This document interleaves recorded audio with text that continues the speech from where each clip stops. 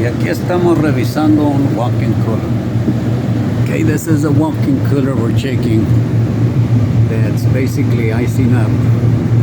Now the temperature control is there.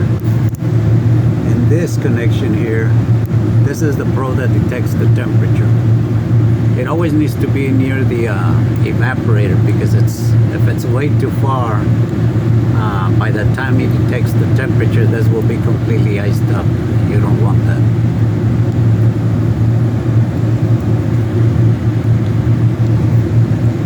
So now, because we position it here, now it's defrosting and actually circulating the air, cooling nicely inside the Walkin Cooler. So it's very important where you position this probe here, or else you'll be wasting your time.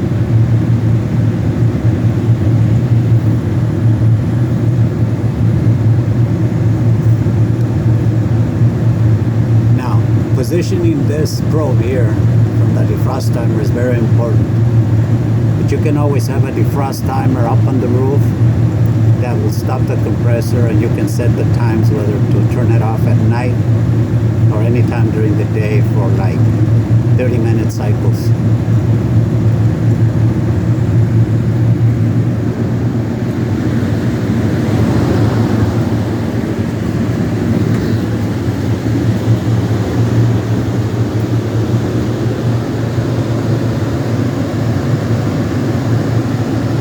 Oh, it's getting kind of chilly in here. That's me breathing.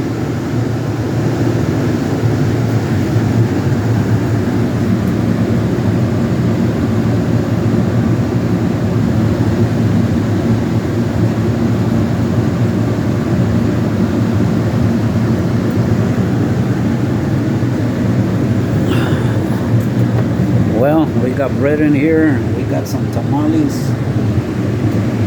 So right now I feel like a tamale, like a Mexican tamale, inside a Walkin.